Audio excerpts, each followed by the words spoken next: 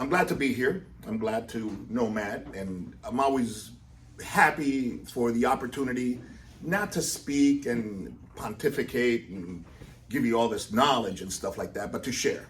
Because if we can get this thing to open up and have some really conversations, you see what's important. It's not what's here.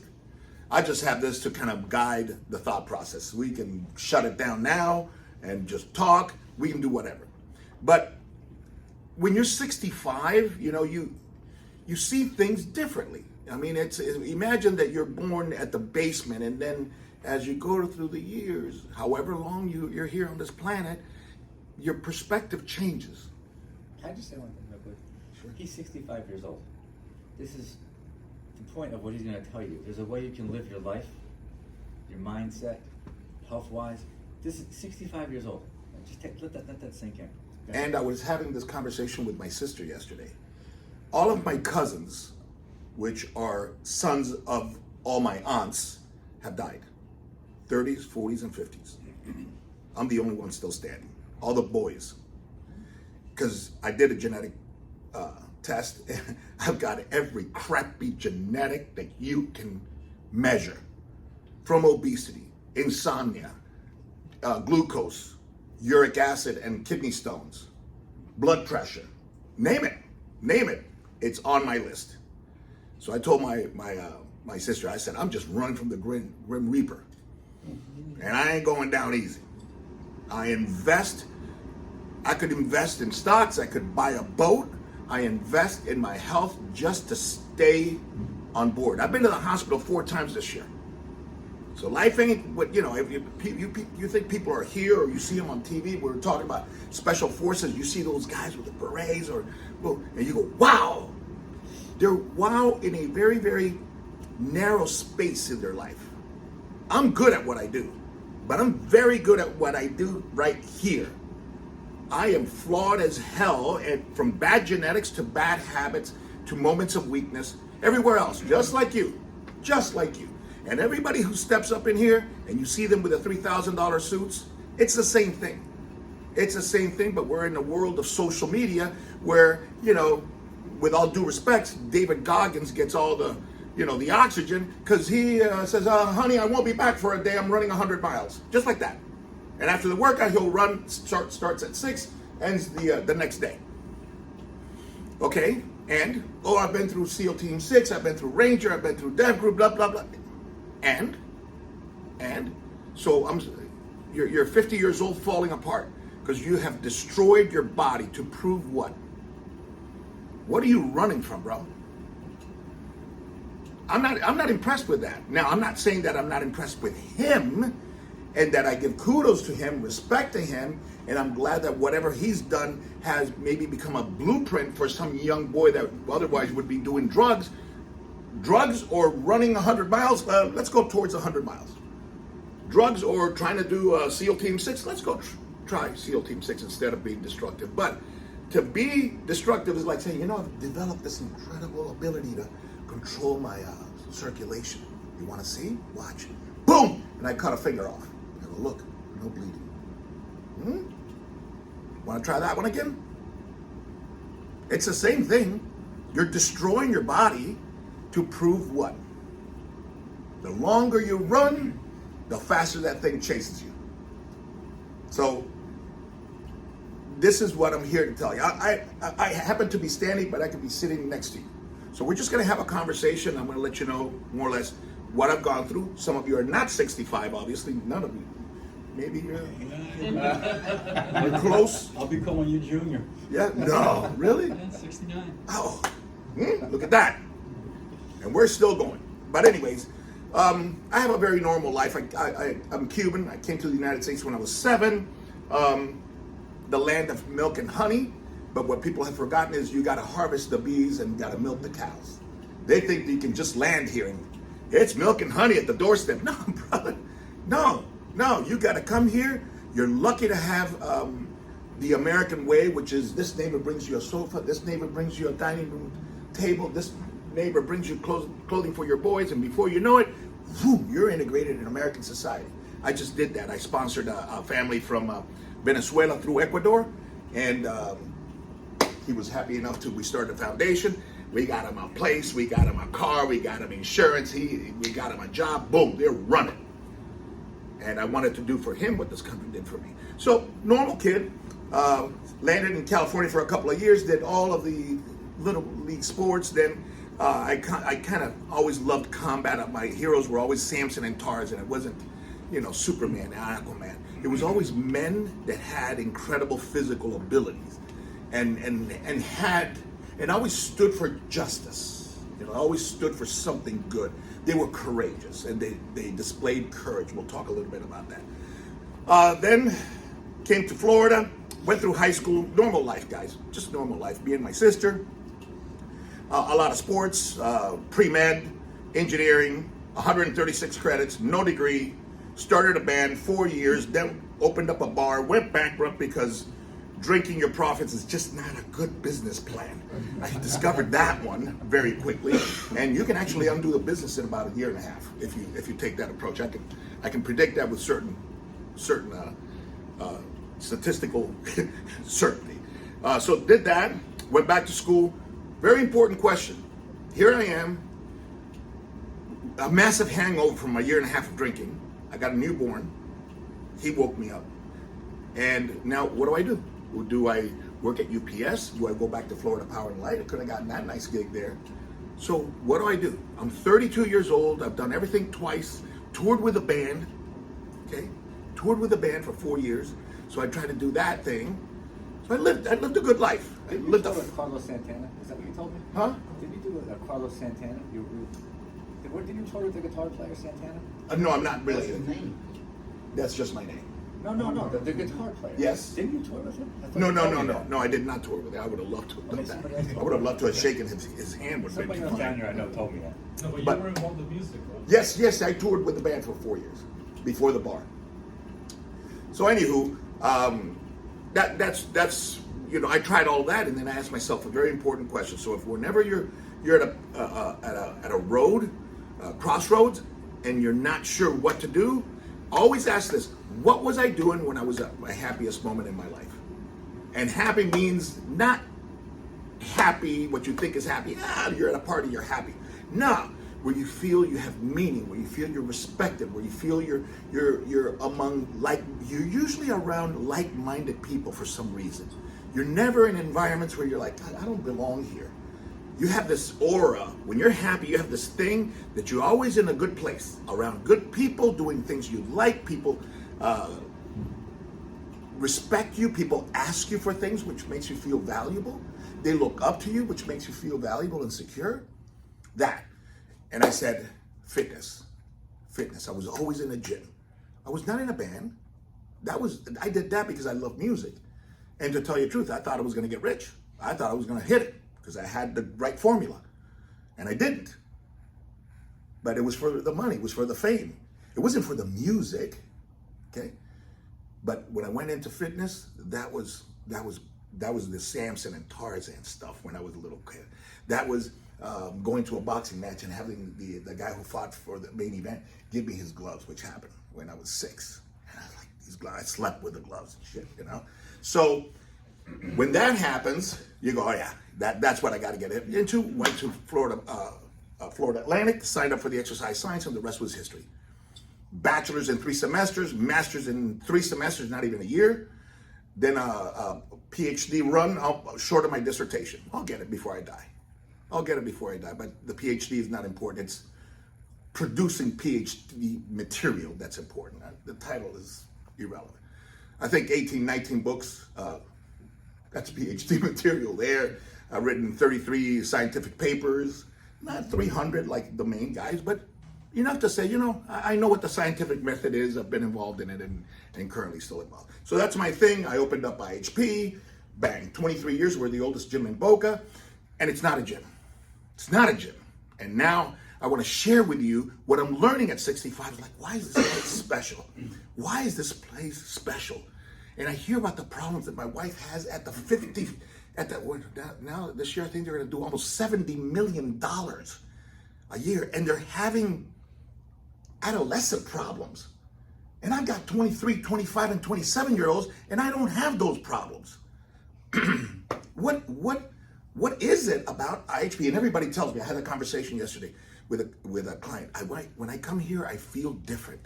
This place is different. The energy is different. Everything about it is different. And I keep hearing that as you gotta try to bottle that thing, or at least describe it. At least describe it. And I think I'm starting to get a handle on it. And I want to share some of the things that I'm feeling. And it coincides with what I'm experiencing and what I'm seeing. So everything is, nobody's peeing on my leg and telling me it's raining. You know what I'm saying? So I want to share those lessons with you. Okay. Things I've learned. I've learned a lot about culture. The church, we call our place now no longer the mecca of functional training. We used to be technically involved. We were the highest, most technical, cutting edge training. The training is not even an issue anymore, man. The training is like, I don't know, like Bibles in a church. Yeah, it's kind of used, but that's not where you go there. You don't go there to hold that and to read that. You go there to experience something else, right? So IHP is kind of the same thing. We're going to talk about principles, virtues, and auto-regulation, which is what Matt was kind of getting to at the end. Man, you can go to a Tony Robbins thing. You can walk on lava. You can do all that. But you know what? What do you take home? And what are you willing to commit to at your level? Because you're not me, you're not him, you're not David Goggins, and you're not the janitor here. You're you. What are you willing to own up and say, this is my launching pad today. Today changes my life. I have a launching pad. I know where the launching pad is. And it's wherever you're at. It's all good. And my thing is to elevate an inch every day. So just an inch, man. And that's going to be a secret that we're going to talk about, which is, believe it or not, set high standards, low goals. Why? Because each goal that you reach, each little one, builds. And it's easier to get to easier than to get up here. And we do that in training. I learned that in training. And it validates life. So I'll show you what I learned with barbells and dumbbells and the dramatic and running a gym with a bunch of 20-year-olds, and how that, I go, Jesus, that's raising my 4 children. That's running that place. That's the corporate world at Florida Power and Light. And it's nothing's different. So what is it? It's principles. Principles cross gender, they cross sex, they cross culture. Values don't, but principles do. And the virtue is the quality that you are going to create in yourself or adhere to that drives you to live the principles. Okay, so let's go through a little bit. Here's fitness mimics life. It more than I ever thought. Fitness doesn't care who you are. You can't come from New York and you know who I know in New York? Bro, you better not park in my parking space. I don't care who you are. Let's start here. You're at IHP. You're no better or no worse than anybody here. You follow the rules. You can't come in your sandals. You're not on your phone on the floor, and you don't park in my space.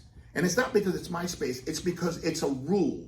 It says reserved. You don't know if that's reserved for a handicapped person. You don't know if that's reserved for my mom.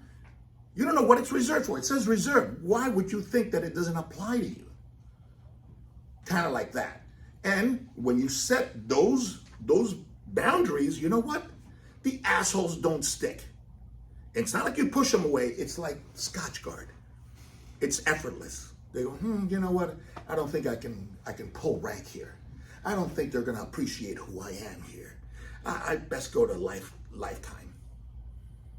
And then they go to Yamato and spend $200 a year, and they can park their Ferrari next to a Bentley and do all that. That's great. That's what that place is for, not here. All right? The more you work, you get a dose response. Okay? You can't put in 4 hours of work and expect 8 hours of return. Period. You got to work. Doesn't mean you work hard to the point where you demolish yourself. No, it's got to be smart. It's got to be under some ground rules. It's got to be kind of progressive. But you have to do work. And you're not going to come to me and say, I got on your diet, but it's not working. No, what's not working is that you quit your job and you showed up next Friday for a paycheck. That's what doesn't work. No, you don't do my diet because it's principle-based. This is not about feelings. This is principle-based. This body here is the most brutal accountant you can have. It's like, how many calories came in today? 2,000, great. How many went out? 1,800, nice. 200, right to your ass. Boom, next. You want to come tomorrow? Because I'll put them on your armpit. And then after that, I'll put them all over your back. Want to keep going? Because we got love handles we can make deposits on. And before you know it, you live a world of lies and your body shows it. And I'm not talking about six-pack. I don't have a six-pack. Could I? If I was more disciplined? Yes. But the question is, does that discipline, all right, is it worth the six-pack to me? Luckily, I'm many things, but I'm not vain. So I care more about my character. I care more about how I make you feel and what I do for you in every exchange than when you go, damn, man, that dude's got a narrow waist. That dude's got a great shoulders. When you die, is that what they're going to say? You know, he had a set of shoulders on him. Nobody talks about your yachts. Nobody talks about your bank account. Nobody talks about your generational wealth that I hear is so important these days. Everybody talks about what you did for them, how you made them feel. So I'm first on that. And Matt will tell you, I try to greet everybody at my church. Why wouldn't I?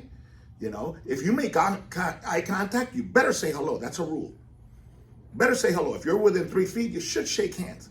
If you're feeling a little squirrely because you don't know the person that well, but at least give them a nice warm smile and say, hi, how are you doing? Nice to see you today. And if you can start with weather, start with weather. Pretty hot out there, huh? And then if you want to engage, she'll let me know. She's like, yeah, it's brutal.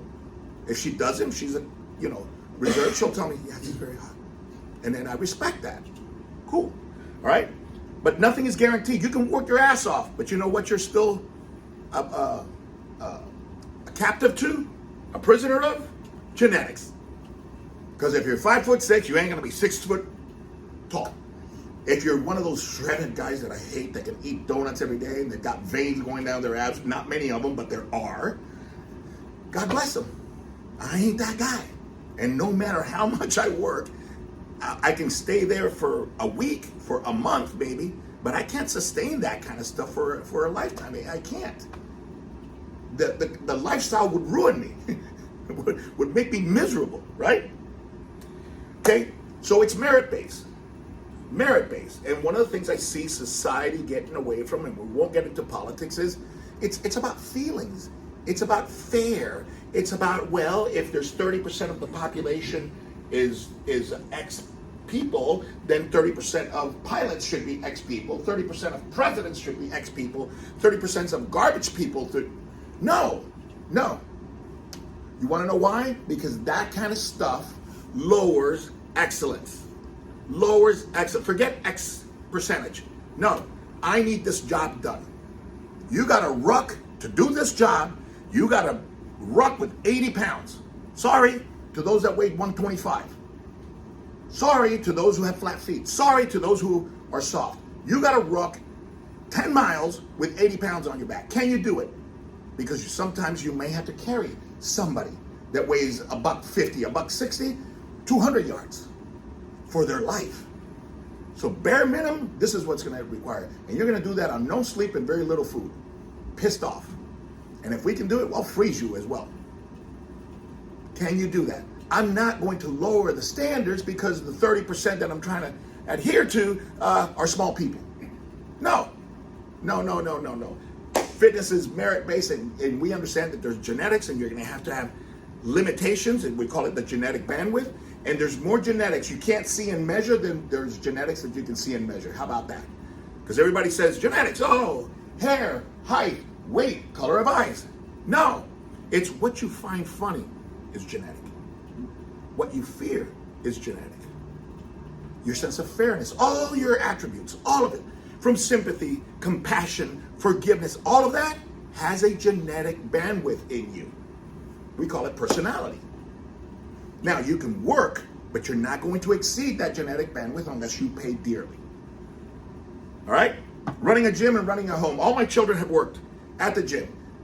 And they've been to employee meetings. And they go, God, this is just like dinner. This is just like dinner.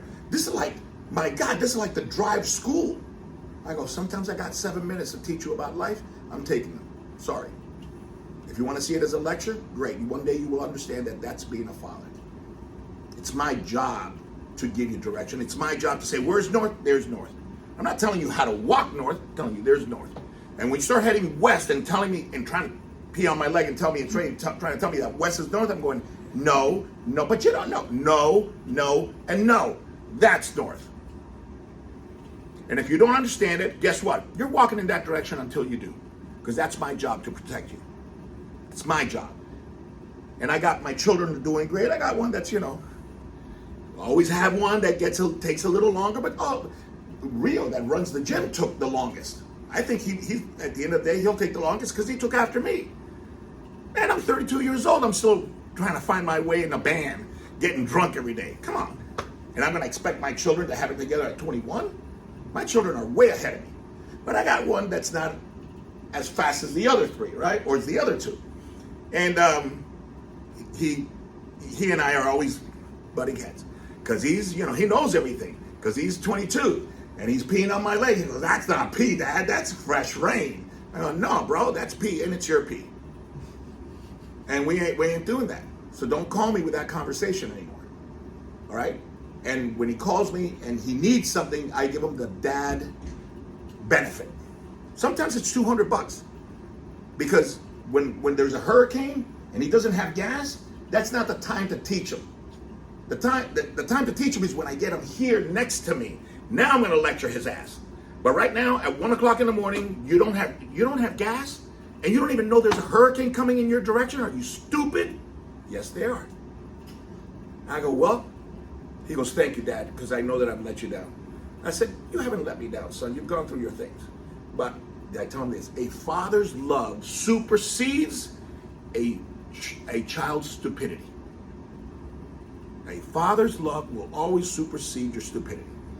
My job, my responsibility is being a father. Get you here safe. You don't have that sense anymore, but one day you will. So, culture, what is it? And we call it an ACE, a culture of excellence. What does that mean? Perfect? Good luck. I ain't perfect, so I'm not going to expect you to be perfect. 3 things I've taught my children and 3 things I teach my employees. If you do something wrong, admit it, apologize, and I don't mean I'm sorry. You can have an apology be done through a gesture. You can have apology, body language, verbiage that doesn't say I'm sorry. Okay, acknowledge it here, because that's first. Okay, then express it, and then change your behavior so it doesn't happen again, or at least the likelihood of it happening is greatly reduced. If you do that, you're positively evolving, and that's all I want. That's all I want. That's all I want.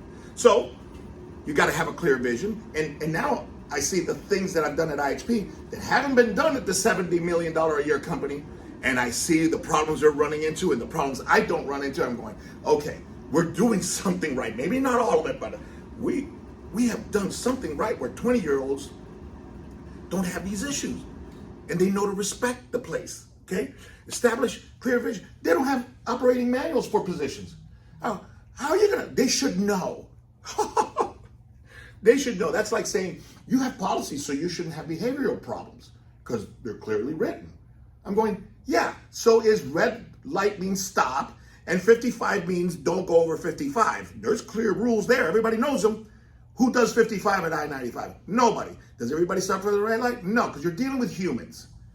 So policies don't mean anything. Policies can tell you, did you read the policies? Policies can give you a barometer by which you can return to and hammer. This is what we expect. So if you have no policies and you have no clear vision, boom, nothing, okay? Accountability. No, this is your job. And your job may be to cover my ass. Things like put away your equipment. Do I forget? Yeah, but I expect him to cover me. Why? Because you set high standards of how we're going to take care of each other. This is a boat, and we have a destination, okay? And the first objective is keep this boat healthy and afloat, and moving in that direction. Sometimes you got to veer off. Sometimes you have issues. Sometimes you break down. Fix it and keep heading. Sometimes you got to go around a storm. Keep heading.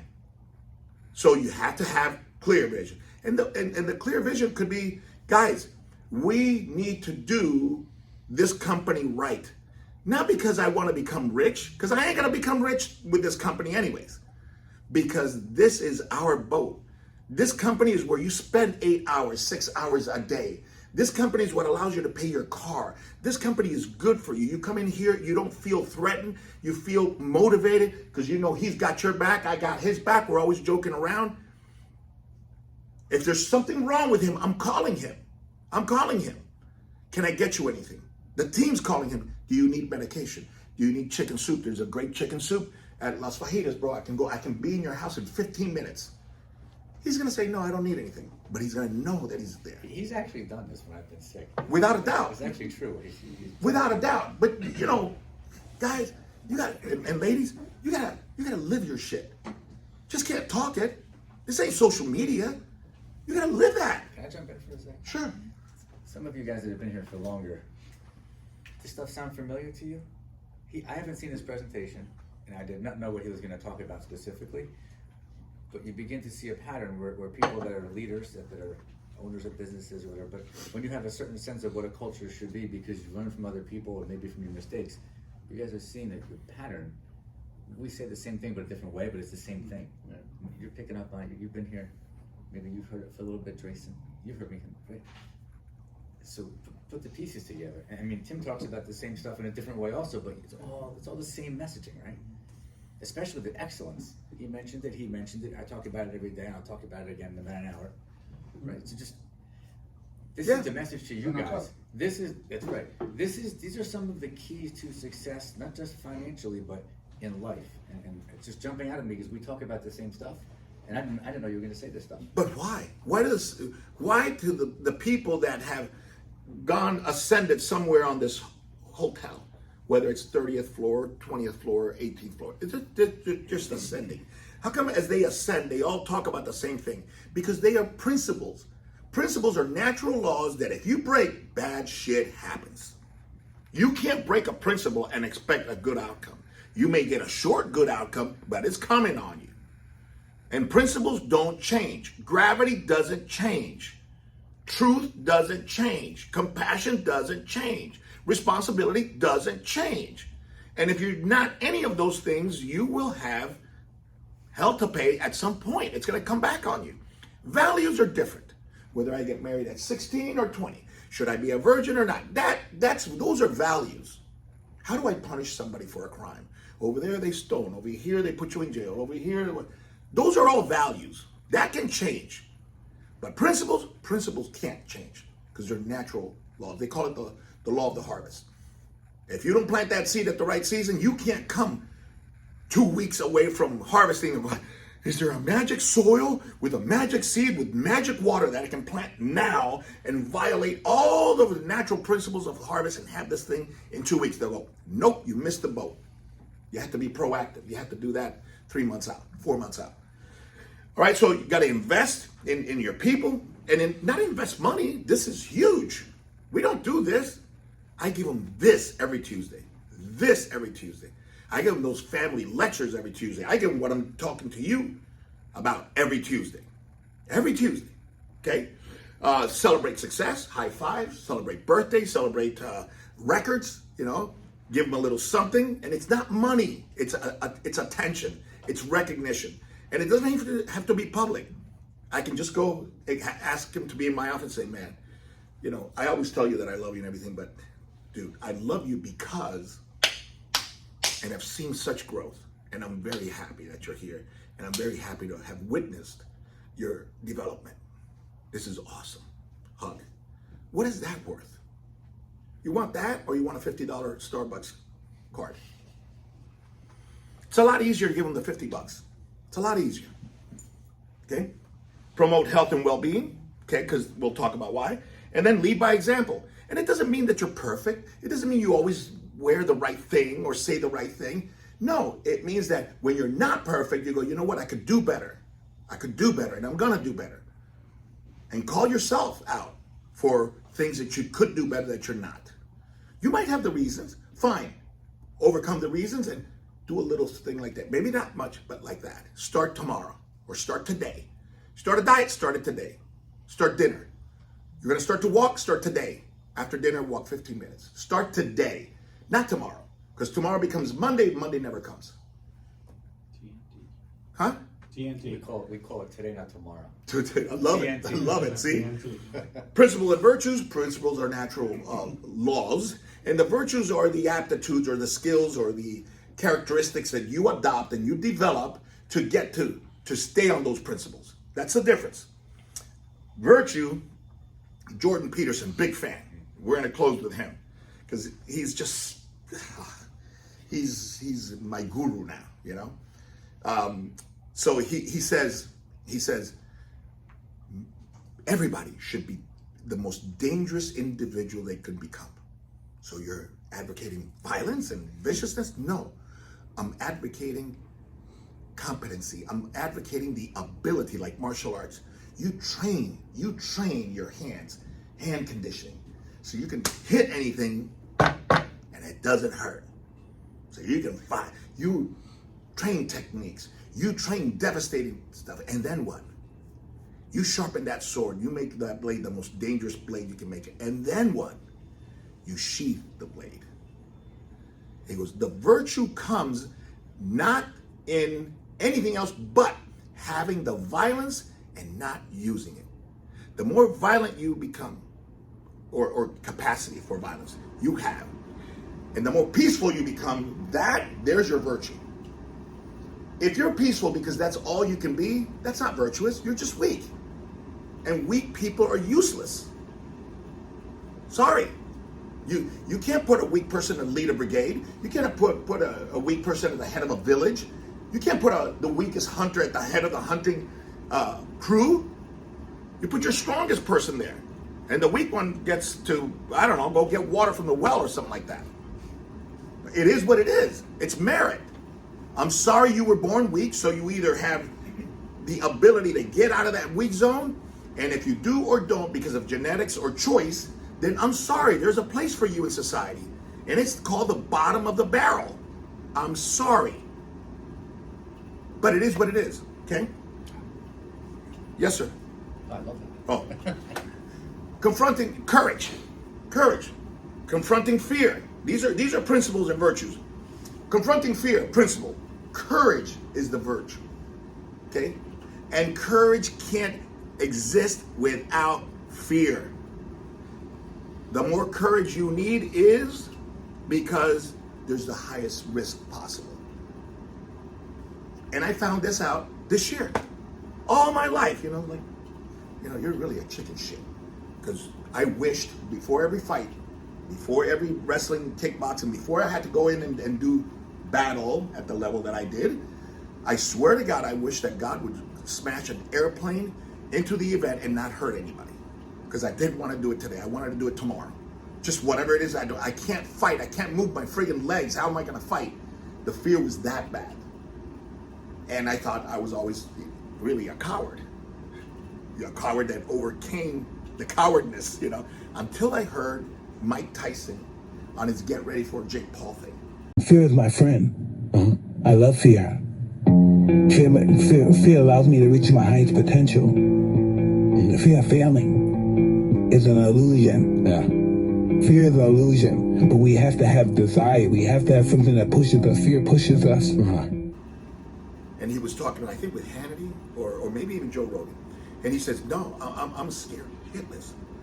But my personality is, the more scared I am, the faster I jump. The faster I raise my hand, the faster I go into battle. But I have to be scared in order to have that. And I'm going, God, everything I've read on the spiritual side is fear is energy. If it holds you back, it's false evidence appearing real. Fear, right? But if you harness it like fusion, if you harness it, you can propel things forever, right? If you don't harness it, it can become a nuclear war, a nuclear bomb. And that's bad if you don't harness a nuclear warhead. But if you harness it, it's beautiful, beautiful. So selflessness, okay? Sacrifice, being able to give something that you value. And you know what a lot of times it is? Everybody wants to give up money because money is one of the easiest things that there is to acquire. You know what nobody wants to give up? Time, energy, your feelings. Sit down with a person. That's why my kids don't have any friends. They have one or two friends. They think they have friends because they have likes and friends on social media. Well, those are not your friends. Those are not your 3 a.m. friend. You know, everybody says you need a 6 p.m. friend and you need a 3 a.m. friend. The 6 p.m. friend will talk to you and they'll go to your house and go to your parties. And if you need something moved, they'll move. But about 6 p.m., life gets busy, home, kids, dinner, boom, bam, boom. He was your 3 a.m. friend. You'll call him and you hear rustling in the background. And that's him putting on his pants. Then you hear some clicking. And that is him picking up the shovel and putting his appendix piece in. He goes, because he's assuming there's some bodies to be buried. 3 a.m. friends. How many do you have? I may have 3 of those. And I consider myself extremely lucky. How many 6 p.m. friends? I have probably a dozen. I have 9 or 8 that we meet with every year for 40 years straight. Every year from college. And I just reconnected from my old neighborhood, Callahan Plaza, all Cubans, about 2 years younger than I, from our old playgrounds. From the time that I was 11 to the time I was 18, the Callahan boys, all Cubans, with the thickest Cuban accent, the cigar. It's so Cuban it hurts. My wife loves it because it's the shit you make fun of. The accents, the gestures with the hand. Oi, oi, no. You know, if I'm talking to you and he wants to talk to you, he gets louder. And if that doesn't work, he gets in the middle. You know, no. He wants to tell the story like that. Okay, so I got another 7 there. And it's ride and die with those guys. Okay? So anyways, sacrifice. Give of yourself. Kids don't have friends today because they're your friend until something better comes along.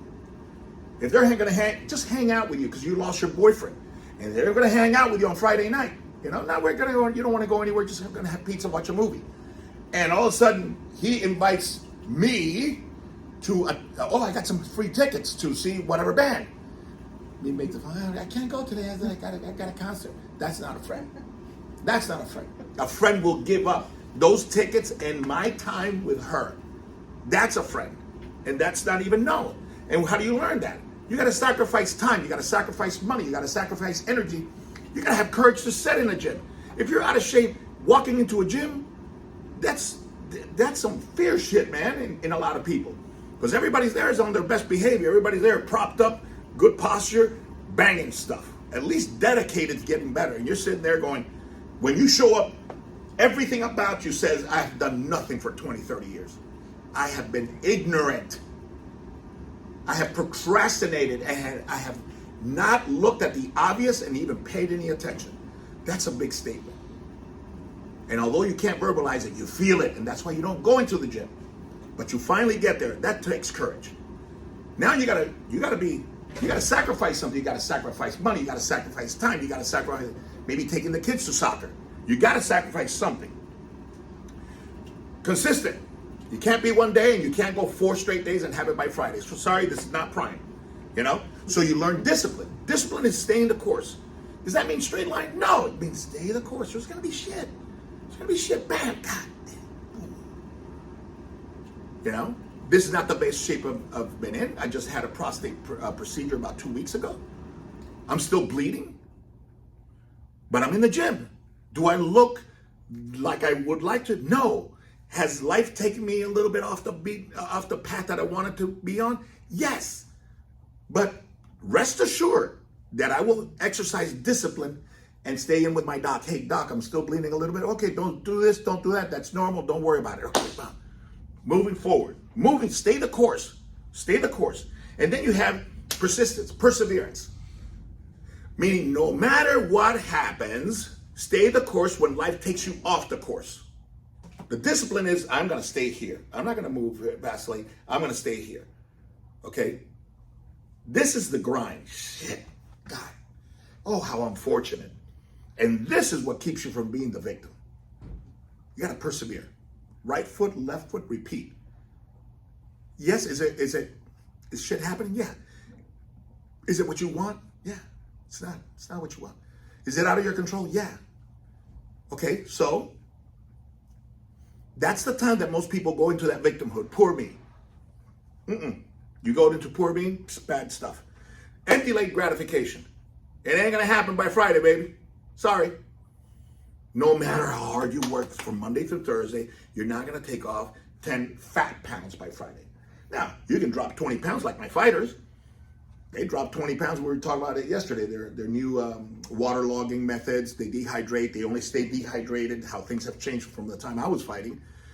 They would get, well, make weight on Monday so you can acclimate. So you would stay dehydrated for 4 days. You'd show up at your fight like all beat up. These guys super hydrate and then they cut out the water. They have trained their kidneys to pee 1.5 gallons. So that's 13, 14 pounds. So when they stop drinking, 13, 14 pounds goes out in 24 hours, whether they like it or not. They do a little sauna steam, that's 20 pounds. It's like no problem. If you're 20 pounds out Monday, Tuesday, and you're doing 2 gallons of water, you're in. You are in. But you know what happens? As soon as they make the weight and they start drinking water, if they start to cut at 200 and they make 180, when they come back, the body always overcompensates. And it'll come back to 203, 204. So it always comes a little bit over where you started the cut. So patience. Man, if you want a 4-year degree, guess how long it takes? 4 years. Okay, if you're a badass, 3.5 years. But you're not gonna get it in 1 year. I don't care who you know, I don't care how much money you have, I don't care what you do. And organization. You gotta start organizing your life. As soon as they come into the gym and mama wants to drop weight, I'm going, this is not you, baby. This is your whole family. Watch what's going to happen. If you stay on this path, you're going to start choosing who you hang out with, because you can't go hang out with the people that go to the bar and eat the fried foods and drink 7 or 8 drinks on Friday, because you know that Monday, when you weigh in with me, you're going to be, ugh. And then I'm going to go, so why are you spending money?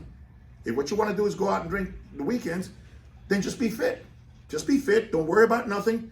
Be fit. You're not probably going to be as healthy as you can be. You're going to feel like shit, and this is what it is. Because 7 drinks on Friday, 4 drinks on Saturday, and then something on Sunday, so you're not hungover. Okay, that ain't a winning combination for this. All right, so you start planning your life, and it doesn't go perfect. Sometimes you can't get to the gym. Sometimes you cancel this.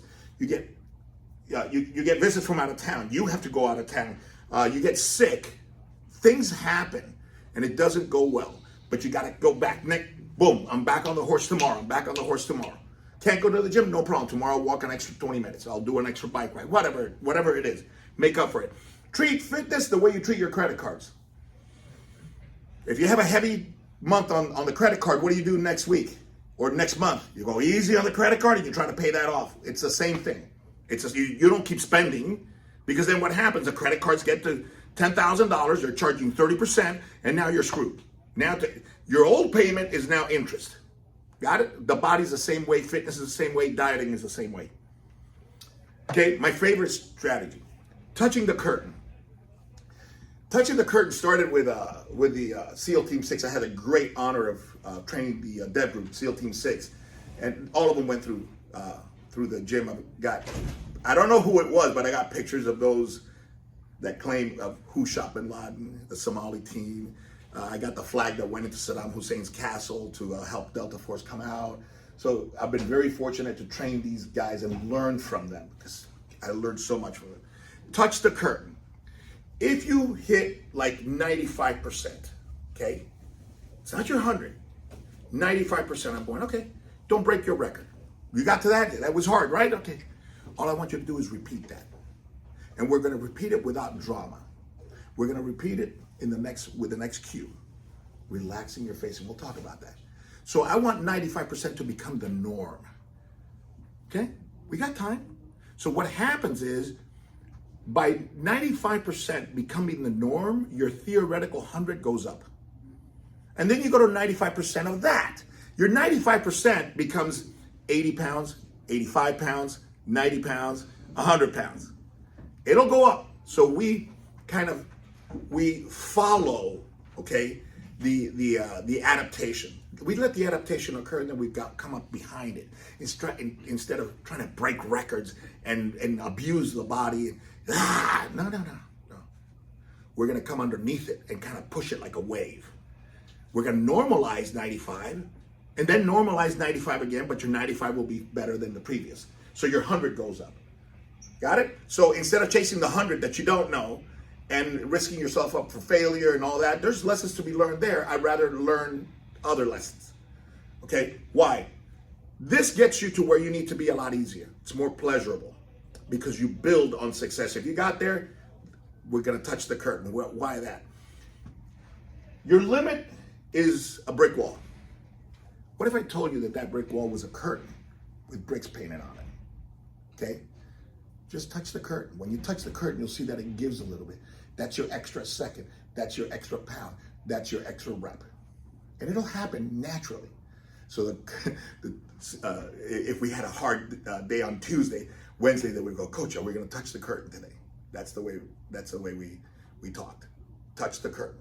Doesn't mean you have to break a record. Just touch your best. Touch your best. Touch your best. And that's a great way to improve. So improving your sub-max automatically improves your max without the rigorous thing of going after max. Because how do you get to a destination you've never been to? It's tough. It's tough. But you can get to a place you've been to before. And what if I told you that the destination will appear as you get to the place you already know? You're going, really? I go, yep. If you keep touching what you know, the destination comes right in front of you. You don't have to even look for it. It's a great way. It's a great way to look at it. My favorite cue, okay, is relax the face. And if you're going to take anything away from this, take this one away. Okay, relax the face. There's neurological science, there's psychological stuff, there's spiritual stuff behind this. When you do this, that means you are filtering, okay, or you're interpreting what you're feeling based on what? What do you use for that filter? Your past experience. So if your past experience of physical effort was when it became this hard, I couldn't move my hands tomorrow, I vomited, blah, blah, blah, you're filtering there. This is hard. Look at bodybuilders. A bodybuilder, take them. You get a bodybuilder with 12-pound dumbbells, just warming up laterals, watch what they do. It's 12-pound dumbbells, you're gonna be doing this with 40 pounds. Why are you already suffering? What's this? And so this, believe it or not, tightens up the jaw. The jaw messes with the 11th cranial nerve. That is involved with respiration and on and on and on and on. So that's why a lot of snoring devices are mouthpieces to properly place the jaw to create space so you can breathe. Every power lifter now wears a mouthpiece. And those mouthpieces used to cost $2,500. Now they're much cheaper, but they place the jaw downward and a little bit forward, if you will, okay? And that's, look at the 100-meter runners, all nice and relaxed. So relax the face means, and somebody said something, it's not hard, it's not easy, it just is. Right? I think Tim said something. I haven't Something to that effect. No, what you're doing here is not hard, it's not easy, and I can teach. She's working out with me. She's using 10-pound dumbbells, okay? You work out with me, you could use 30-pound dumbbells, 40-pound dumbbells, all right? But it doesn't matter. To her, 10 pounds is what 40 is to you, all right? She starts at 8, and she's like, here's my teaching moment. Thank you very much, okay. And I explain everything I just explained. All right, notice in the mirror that at 8, you start suffering. But you have 2 more in the bank. So why are you unnecessarily suffering? Okay, try this. This next set, I want 10 reps with no drama. See this? This is what if. I used to. When this happens, something else happens. It hasn't happened yet. You have no proof it's gonna happen. It's here, right? So here are the dumbbells. I want 10 reps with no drama. I'm gonna count them out for you, but the devil's gonna be knocking on number 8 because it's always number 8 or 7. And when I say relax the face, if you tighten up, it's gonna start with your lips here, and then it's the eyes. And I'm gonna remind you, relax your face, relax your face. She'll go like this. It always happens, never fails. Boom, boom, boom, bam. I go, teaching moment. Were these easier or the other ones easier? She goes, no, these were easier. How come it's your second set? You should be more tired. This one should have been harder than the first one. How come it's easier? Why? Because this suffering takes energy. It takes focus. It takes human resources. In whatever form they are, psychological, emotional, everything. So if you can start training without drama, you will start living without drama because it's a habit. When shit gets hard, relax your face. And when you relax your face, you'll be able to do what the best advice that I was given, in my life was, again, Jordan Peterson. He goes, aim to be the strongest person at your dad's funeral. You should be the strongest person at your father's funeral, right? Well, that's something to aim for. And to be someone who can be relied upon in a crisis. It's a transition, a generational transition. And it means that, well, all the people around you are suffering because of their loss. They have someone to turn to who can illustrate by their behavior that the force of character is sufficient to move you beyond the catastrophe. And you need that. And I was a G at my dad's funeral. I got through that eulogy in Spanish and English, and I only choked up a little bit on the English thing at the end, but I got it right back. But I was stoic. He was right here. My mom was right there. If there's going to be an emotional moment, and I'm a super emotional guy, that would have been the moment. And I looked at my dad, and I looked at my mom, and I looked at everybody. Bam! And I delivered that. And Jordan Peterson gave me that visual. Become the strongest person at your dad's funeral. That's such an eloquent way to say, a weak person is good for nobody. Be that guy that everybody goes to. Well, what arrangement? What time? Where are we going now? What's the caravan going to be like? All those decisions at that moment. That's a leader. It doesn't mean the owner of the company. The stripes don't mean shit. You want to know who the leader is? Set off a grenade. See where the heads turn to. There's your leader. And a lot of times, it's not where the stripes are. It's that one dude amongst the group that has proven time and again that he does or she does not blink. Is he afraid? Is she afraid? Hell yeah. But it's in that moment that heroes are made of. It's in that moment where you're like, it's not good, it's not bad, it's not sad, it's not funny, it's not pleasurable, it's not shit. It is. I have a shirt with a cyborg. It's me with a half of a cyborg face. And it says IHB cyborg. I said, I want you to think about being a cyborg. I told my fighters, be a cyborg. What's so scary about a cyborg? He comes at you with doing, and it's like, it doesn't matter if half the skull flies off, an arm flies off. It's just, he doesn't even miss a step. It's that same tempo, bam, bam, and he comes towards you. He doesn't show you anything. You don't know if you're getting anywhere with him. He doesn't show you anything. And that's the relaxed face. I'm telling you right now, it works from a neurological standpoint. It works from a spiritual standpoint, emotional standpoint. Go on any exercise, hard exercise you want that's continuous, like a bike, an elliptical, or a Versa climber. Bang. And then do it again. Give yourself 2 or 3 minutes, rest, okay? Do it and do that relax the face and see what the last 5 seconds are like. You know what a Versa climber is? It's fucked up.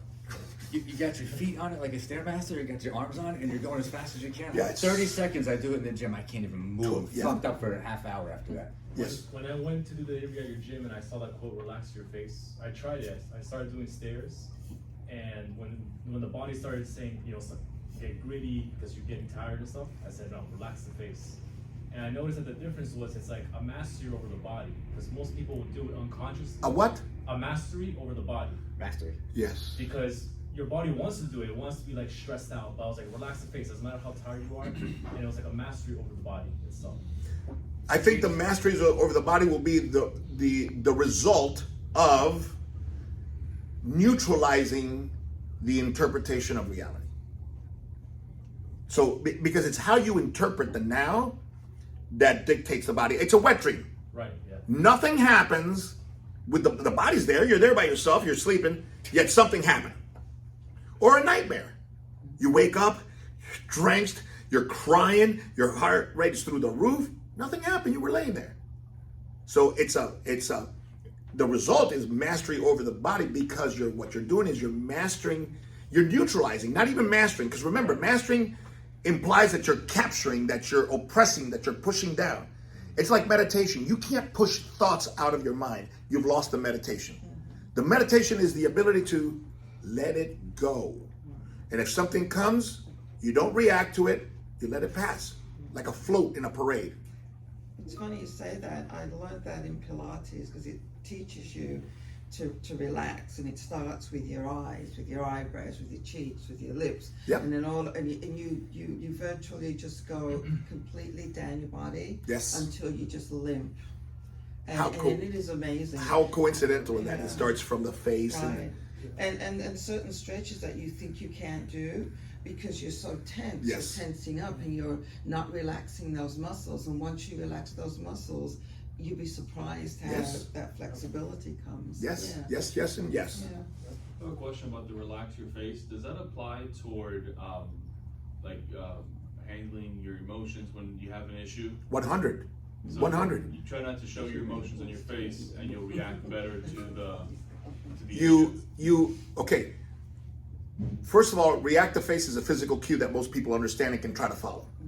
But what's the mental process that you're doing while you're relaxing the face? Acceptance. It's not good, it's not bad, it is. That's it. But what if? It is right now. I don't know what if. This is the issue right now. Not what she's gonna think, what he's gonna say. No, this is the issue right now. And that is that is a mental process that results in a physical affirmation of relaxing the face. That's kind of the cue. But really is the acceptance. And so, for example, let's say I cut you off during rush hour and I give you the bird. Okay? You can pull up next to me and we can get into it, or you can go, this has nothing to do with me. This had nothing to do with me. The guy could have just been told he's got cancer. The guy could have just found out that his wife is cheating on him. You don't know what the hell's going on there. He could be suffering from the disease that only a bullet to the head can cure. He's an asshole. You don't know. You don't know. So, relax the face, and my clients will tell you, that relax the face shit works, man. And they'll tell me that somebody said this, and I normally would have blown up, or my kid did this, I would have gone crazy. And all I could remember, like Matt said, I remember your voice. Relax the face. Relax I heard the you. I face. heard you. I was not at your gym. I was at a different gym. So if you have that kind of influence, because you give them a little pearl that they can hold on to, and they go, I can process that. It works. You had a question? No, I was just gonna say, yeah, if you're doing it right, it won't feel forced, it'll feel natural. Okay, how do you get to do it right? Trust yourself. Huh? Practicing. Practice. Yeah, How do you get good at something? You practice. yeah. Practice. Okay, if I can practice what they call present moment awareness, that's a big name. Okay, if I can practice relaxing my face, it is what it is. It's what's at hand, 10 reps. Okay, then I tell them, life will never give you anything you can't handle, and neither will your coach. Have I ever given you anything you couldn't do? No, and that better be no, because if not, you haven't been a good coach. Right? No? So trust me, trust life, relax your face, you've got this. There's the teaching. So if you do 900, 1,000 reps a week where you actively practice that, how are you not going to get good at that? The reps are there, You had something to say? What are you going to say? When you I remember when I used to do personal training when I was younger, and I would be at the gym, and he would say, do X amount of bench presses with like 30, 70 pounds. And I thought, you instantly say you can't do it. Without even trying, you look at the weight and I can't do it. Because you've already tensed up and you've kind of displaced that energy, God knows where. But his method was, just try it, relax, just try it. If you can't do it, you can't do it. But with that method, it was you place the energy and that thought process somewhere else. And even if you just do 5, you've done 5. But in the beginning, your attitude was, I can't do it, I can't lift it, dismissive. Correct. You know what I mean? And that is correct. So it's, as if I hear the story, As a personal trainer, how could I have facilitated that experience without having her to hope and try it? No, I want her to do that knowing she's got the X amount of reps that I'm recommending. What would assure me of that would then assure her of that. We wouldn't have had that conversation. Why? Because I would have a chart on her. I would go, sweetie, last week or 2 weeks ago, you did X pounds for 10 reps. I got 5% on this, okay? And I want you to do it only 6 reps or 7 reps. You got this. She's gonna go, okay, I'm within a stone's throw. I'm within a stone's throw. And this guy, yeah, yes. Principles, facts. So she's walking, I'm guiding her. I don't even have to push her. I don't have to say, have faith, nothing. There's times when that happens, that you need faith, but this is not one of them. If I can facilitate a process by which I can guide you with principles, I'm never gonna have to sell you, the pissing on the leg and tell you it's raining thing. It's never gonna get to that, all right? My favorite mantra, pick up the piece of paper. And that comes from cleaning the bathroom. There's always little pieces of paper when they pull the paper towel, always little ones, the size of dimes. People walk over them all the time.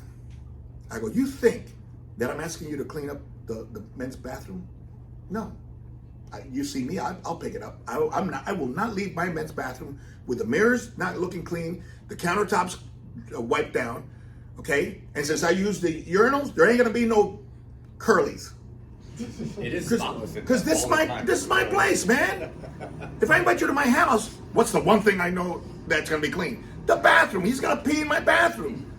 That toilet's gonna be spotless. Because if not, you go to the bathroom and you got shit everywhere. You're gonna go, this person's a slob. So that speaks to you. I go, you think you're walking over a piece of paper? No, man. That's your life. You treat your life like that. That's the I'm sorry you don't say. That's the I love you don't say. That's the meeting you don't show up to. That's the rep you won't do. Those are all the little things that nobody's watching you, and you can step over it like that because life is busy and you're busy and nobody will know. And it's principles. It's principles. They will find out sooner or later. So pick up the piece of paper. Not because we want to keep IHP clean. No, it's because we want to keep you clean. Clean in here. You don't know how many times I see little pieces of paper like that, and I get to the door, I'm going, don't be a hypocrite. Don't be a friggin' hypocrite. Go back. Pick it up, throw it away. Keeps me clean. Keeps me clean, man. So pick up the piece of paper in your life, in your office. That's why Jordan Peterson says, first thing, order of business, do your room. Make your bed. Start with little things, make your bed. Because that says, I care about where I sleep. I care about how I leave it. When I come back, it'll be nice and clean, and I'm gonna come back tired. And if I come back to a messy room, I'm gonna feel like grinding, but when I come into a clean room, I'm home. Yes, sir. So me and my wife have been together for a long time. When we were younger, we had younger kids. We would just get up out of bed and just go to work. Like get up out of bed, take the kids to school, whatever. When we come home, the bed is still a mess. And we're like, yeah, let's just sit down on the couch and watch TV until we start falling asleep, and then we go to bed. And after a few years, she's the one who came up. She was like, we have to make the bed every morning because that's our place of sanity or whatever it is, our sanctity. Yes. She's like, we have to make the bed, and once we started doing that, like we started treating everything else like that. That's and then now it's like, our room is always clean. The house is clean. House is clean. This was we were in our 20s, and we were like not caring. And then when she was like, no, she's like, we gotta make the bed. And now our kids are like that too. Like our kids are like, your room's always made. My oldest is 27 now. She started when she was like 13. Right, so now her bed is always made, and my 25 do the same thing. So it carries on. Like your kids see you doing that, they're going to be doing the same thing. And it's not just the bed. It's not just the bed. It's not just the bed. Your house, your car. Do you stay up with the oil changes? Do you stay up with the tires? Do you bound? It's responsibilities. It's caring for your stuff, caring for you, your life. It's little things, man. Pick up the piece of paper with Jordan Peterson's Make Your Bed. Yes, sir. Isn't that Admiral McCarran? Have you ever heard that speech that he made? No. Guy's tremendous. McCraven. Yeah. The guy's tremendous. It was a speech. I believe it was Texas A&M University. He did the commencement speech. Yes. He was Navy SEAL, and he literally, his speech is about you get up every day and make your bed. Yes. Right. Great Okay, speech. and he goes, it is one of the best speeches I've ever heard. I think I've heard it, but it's Yeah. time for me to rehear it because Yeah, it's an amazing when you speech. hear it 10 years later, you absorb a few He more goes things. through teamwork, that the small, when they would go out in the boats off of San Diego, Catalina Island, it was always the boat with the smallest guys who worked the hardest. Yeah. Okay, it was about teamwork, that when they would be out doing the Hell Week, and they'd be in the middle of the night, freezing water, shark infested water, and 30, 40 guys who made it that far would just start singing to get through the night, okay, to make it. It was an impressive speech. Awesome. I have to rehear it because I know that I will take out more Yeah. than the first time. Yeah. Good thing with the touch to curtain. Yes. We have something similar. Some of you probably have heard of it. Tim will go, raise your hand. Try to raise your Try to raise your hand. Try to raise your hand as high as you can. Yeah, raise your hand as high as you can. Try to raise your hand. Raise your hand as high as you can. Try to raise your hand as high as you can. Now try to raise, but how do you do it? Try to raise your hand as high as Yeah, you try can. to raise your hand as high as you can. Now raise it a little bit higher, which proves you didn't try the first time because you can still raise It's a it. limiting belief. You raise as high as It's you what can, you but think. can go Yeah, it's higher. what you think. It's neuroscience too. The thing Yeah. he's talking about I love the. I've never heard that before with the face. Yeah. Right. But the idea that's neuroscience. Yes, Right? especially You're the jaw. telling- You're telling your subconscious the mood that you're going to be in. First comes the physiology. First you tremble, then you attach an emotion to it, right? And that emotion that you touched on earlier, that's your activation energy. Yes. So if you decide I'm not going to make my face look bad, if you make your face look mean, you're telling your subconscious this sucks, and that's what it hears. So if you tell you make your face relaxed, then your subconscious is going to be relaxed, and your physiology is going to dictate the performance of your body. Totally different. And relax doesn't mean you go limp. No, it's more like you become focused, relaxed. It's cyborg, relaxed. It's that cat when you move a string.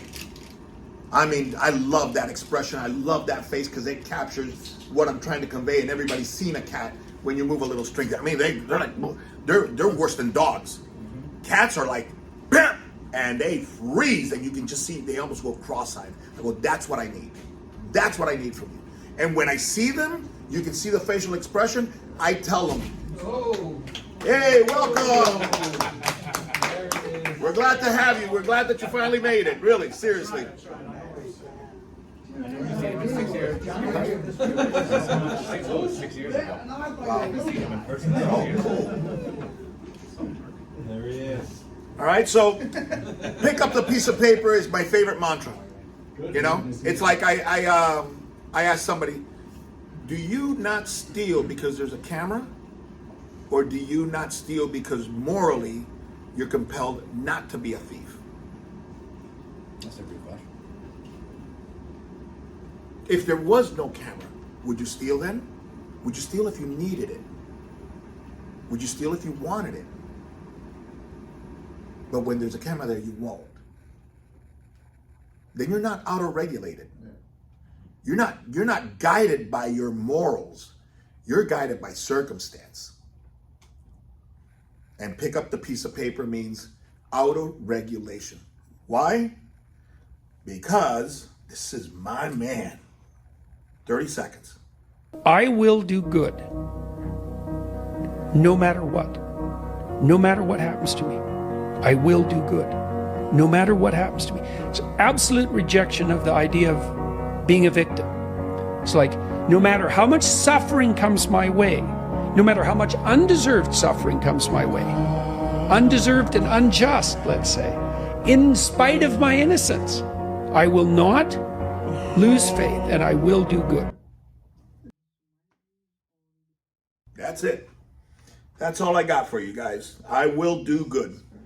Morally compelled because you live your life by principles, not values.